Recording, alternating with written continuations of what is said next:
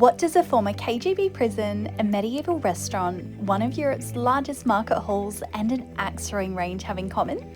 They're all in Riga, and we've packed them into 48 hours. If you're visiting Riga, here's everything you can't miss. We're Shanae and Scott, and these are our Wanderlust adventures. Welcome back to Riga. Yeah, we decided to spend another couple of days here because we really like it a lot, so yeah, why not? We were just having a look for somewhere to have dinner, and we were trying to make a reservation for this place that was medieval, that looked really cool, but they don't have any reservations for the next 2 nights, so we've decided to go in and have a late lunch now. So if you want to see a medieval restaurant that's actually been around since the 12th century, stay tuned.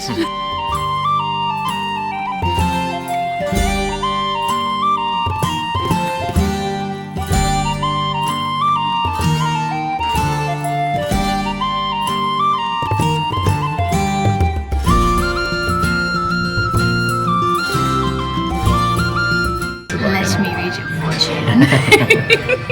So we just come down to this medieval restaurant called Rozengrāls. We'll get some food now.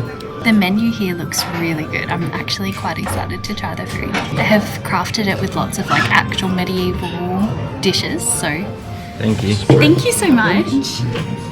Oh, just got delivered a little surprise in like, that's so cool. Yeah, the interior here as well. I'm pretty sure this building was built in the 12th or 13th century. So where we're sitting right now has been here since the Middle Ages. I think it's like a little bread roll. Oh, that's so cool.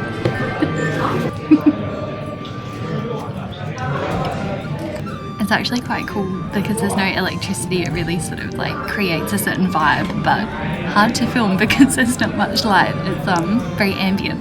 I've never heard of something called sea buckthorn, but I just saw it on the menu and I googled it. They're like these little berries and they make them into a drink with honey, so thought I'd try it.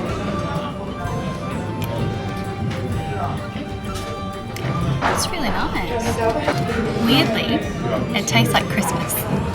I don't know why, whether it's like the berries or just like the flavour profile. Maybe it's like cinnamony or something, but it's really good. This is crazy. How do you eat it? You have a whole rotisserie. I got pumpkin. This looks so good.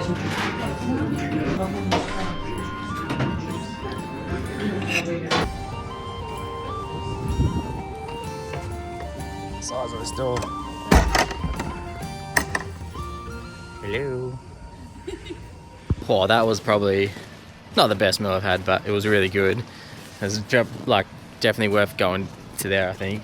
But yeah, now we're going to go to the Corner House, which is like a KGB museum, and they've got like a jail cell tour or something. Yeah. So yeah, we're going to head there now. We went to the Corner House the other day to see the museum, but I didn't realise to get into the KGB jail cells that you actually need to do a guided tour, and it was fully sold out. So we've actually booked online to do the guided tour today. So I definitely recommend jumping on the website and doing that so you don't go all the way there and then realise it's sold out like we did. From the outside, it looks like any other building in Riga. But between 1940 and 1991, this was the headquarters of the KGB in Soviet-occupied Latvia. The KGB aimed to secure total political control over Latvia. They wanted to eradicate all opposition to the Soviet regime and to suppress Latvian national identity and culture. What happened inside these walls during that time is something that we're still coming to terms with. As part of the tour, we headed down into the basement, into the original jail cells. These weren't for convicted criminals. These were for political prisoners. Writers, academics, farmers, priests, anyone the regime considered a threat. These cells are tiny, they're cold, and the air down here just feels heavy. You can still see the original doors, the locks, the paint chips on the walls. People were held in these rooms for months, sometimes years, in complete uncertainty about what was going to happen to them next. Our guide took us into one of the original interrogation rooms and simulated what a typical session would have felt like. It was confronting. Just sitting in that room, knowing for decades that people sat in this exact same spot, being questioned, being pressured, with no idea if they'd ever leave. It really hit you in a way that reading about it never could. For the prisoners who were housed here, there was only 1 hour a day where they were allowed outside. 1 hour in the exercise yard. Head down, no looking up. Change direction. Faster, 1, 2, 3. 1, 2, 3. 1, 2, 3. Thank you. So the main purpose of this was to understand the idea of how did it happen back then. So here's what that was. The exercise yard at the corner house was maybe the size of a small room. Prisoners here would line up in a single file and spiral around in a circle. Because it was so small and there were so many prisoners, they could only do a set number of steps in one direction. The guard would then yell turn and they would go back the other way. That was it. That was the 1 hour of exercise that they were allowed each day. The rest of the time, they were confined to overcrowded cells. So what happened to the people held here? For many, the route out of the corner house led to Siberia, exiled to labour camps thousands of kilometres from home, often never to return and their families never knowing where they were. For others, there was a different room in this building, an execution chamber. We did visit that on this tour, but we chose not to film. Some things just need to be experienced quietly. Walking out of the corner house, the streets of Riga felt different. You can read about Soviet history and Soviet occupation, but standing inside it, inside those cells, inside that yard, it just stays with you. Well, that was the most intense tour I think we've ever done. I was not really expecting it to be so emotionally intense, I guess. But yeah, it was very interesting. What do you reckon?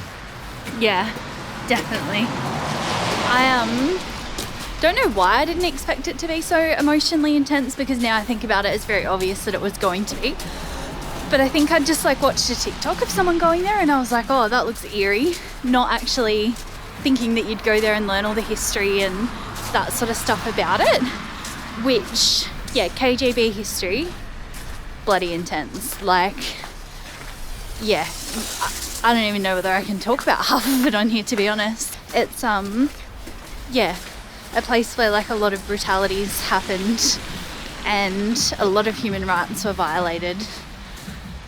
But it was very unique to learn about. I feel like I've learned a lot more about the Soviet Union and Soviet history than I've ever learnt before, just coming to Riga this time, which has been good because I do love learning about history, but I definitely recommend it. The biggest thing for me that not that you can't believe, but there's apartments all around it, and the fact that was happening under just the nose of people in the streets, and just no one knew that it was happening. So all these people's relatives were just gone, just disappeared, never knew where they were. So it's very, very sad. Morning guys, we are off to the Central Market Hall this morning to see if we can try and find some local foods.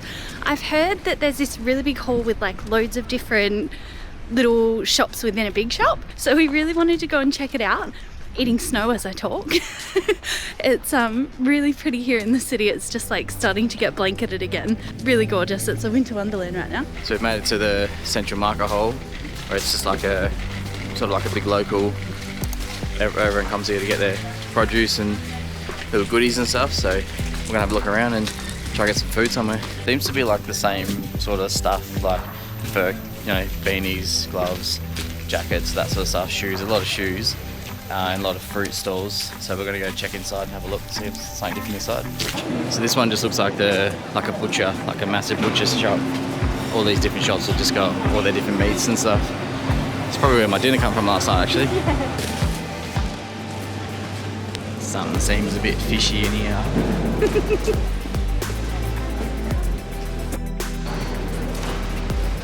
This one's it's called roll with beef, and there was also roll with potato as well as a vegetarian option.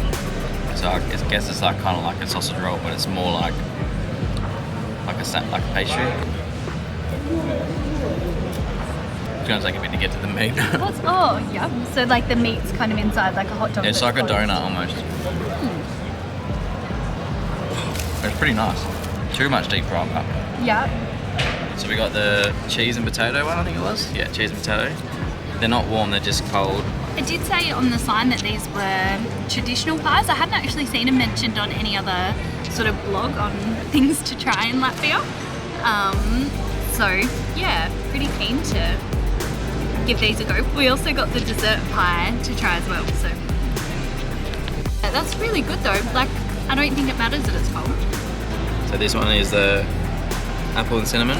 We wanted to try there was a lingonberry apple and cinnamon, I think, but they didn't have the lingonberry one today, so this is going to be just as good, but that is as good as you'd expect it to be, 100%. That place was actually really cool. I wish we had have come here at the start of our trip when we had the apartment, because you could just get like all of your fresh ingredients to make whatever you want there. There's bags, suitcases, jackets, shoes, beanies, Christmas decorations, souvenirs, amber, literally everything. And then there's like a whole big food court as well of like all the local foods. So that was such a good place to go. So we're gonna go and see the House of the Blackheads now, which is a museum in Old Town inside like this really pretty building that's been around since the Middle Ages and it's got quite a unique history. So we're gonna go check that one out. And then we've got another activity planned for tonight that we've never done before. So that'll be good. I was all like, can you hold my mittens for a second? And somehow, I don't think I'm getting them back. This is the House of Blackheads, probably the most iconic building in Riga. It was built back in the 14th century as a meeting place for the local unmarried German merchants. They called themselves the Brotherhood of the Blackheads. The original building was unfortunately destroyed during World War II, and this reconstruction was only completed in 1999. Inside, it is absolutely stunning. Since its reconstruction, it's been used as a museum, a concert venue, and a ceremonial hall. It's actually hosted state receptions and official events for visiting presidents and dignitaries. It's definitely worth a visit, especially if you're a history lover, as it's full of information. Now we've just come to do some axe throwing, which we've never done before, so we're super keen. It is outside in the snow, but that's cool. They've got a little cozy fire going. Yeah, so. yeah. Hold them at the handle. Yeah. But Yeah. you can hold them like this. Straight, pull back, straight.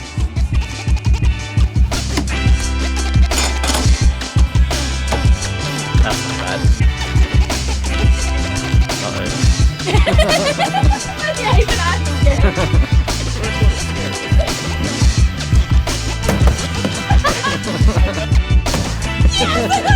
Well done. Oh, got it. Nailed it. Well, we just finished up axe throwing. That was really awesome, like really good experience. I thought it was just axe throwing, but there was other stuff to do, like to throw as well. So they had like little grinding discs, or like metal grind discs, knives, and then little mini axes as well, which I think everything is like whoever owns the company has probably just handmade it all, which is awesome. Sharpened it all themselves and all that. But so yeah, like really, I sort of recommend doing that one. It's something different to do. Like we haven't done anything like that on our trip yet. So yeah, it's good to get out and actually do something. I think it's like hard to like find experiences as well where you get to like talk one-on-one with local people when you're traveling in big cities like this. I think that's what I liked about it a lot, to be honest. And we were just kind of all chilling around the fire together, throwing axes. So Yeah. it was cool. So we're actually leaving Latvia tomorrow and heading on to another country. And we did have a few things left on our little Latvian food bucket list. So we're going to go and try and find a restaurant for dinner that has them. What'd you get? So these are called grey peas. I think they're like the national dish of Latvia. And then this is like a pork schnitzel, almost like a palmy. Got spicy beans and potatoes. That's good. Here in Latvia, they have a pretty unique dessert and it's called rye bread soup. So we've managed to track it down and try it, but it's basically like rye bread that's soaked in beer and served with cream. So if it's sweet.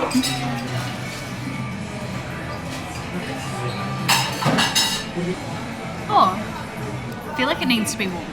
If it was warm, I think I'd like it because it tastes like Christmas pudding. Like, you know the ones that you get from like Coles and then you turn them upside down after you microwave? Yeah, and like you can taste that it's like got the alcohol flavour to it, which I think I'm like not super keen on because I don't really like that in desserts. But it is like quite nice. I feel like it's Christmassy though. Well, I thought it was going to be like hard. I think it's going to be soft. Yeah. Oh yeah, I see what you mean. No, that's alright. Yeah, it's definitely alright. Yeah, it does have like it's a real strong but sweet. The sweet makes it good. Yeah. Other than that, it probably wouldn't be that good, but if it was warm, I reckon, yeah. We're going to sign off the vlog here. We've absolutely loved Latvia and exploring Riga. I think it's one of our favourite places we've been so far. Yeah, I really loved it here. It's like a very unexpected place. Just, yeah, people were super nice. Food was amazing. Yeah, dinner we had was awesome. I want to try the grey peas again with mashed potatoes. That was really good. Just super, yeah, happy with this place. I highly recommend coming here. Especially in winter. I heard like sometimes it's a little bit cold to enjoy, but I absolutely loved it. I felt like we were in like a little winter wonderland. Yeah. So But yeah, like one thing we would want to plan here in the Baltics is maybe like a van trip or something. So yeah. because we just love it so much, and to see it in summer or something would just be awesome. So Yeah. apparently the nature here is amazing. So yeah, I'd love to see that. Definitely. I feel like I love every time we're in a big city and get to like go out and explore the country. They're the best days. So Yeah, I think 100%. if we could orchestrate that, that would be cool. Yeah. So you'll have to let us know in the comments if you have been to the Baltics, if van life's even an option, because we don't know. Yeah, let us know what we missed too, because we'll definitely be coming back, and we'll Yeah. definitely put it on our list. So yeah, but yeah, we hope you like our video, and yeah, make sure you like and subscribe, and yeah, we'll see you in the next one. Bye.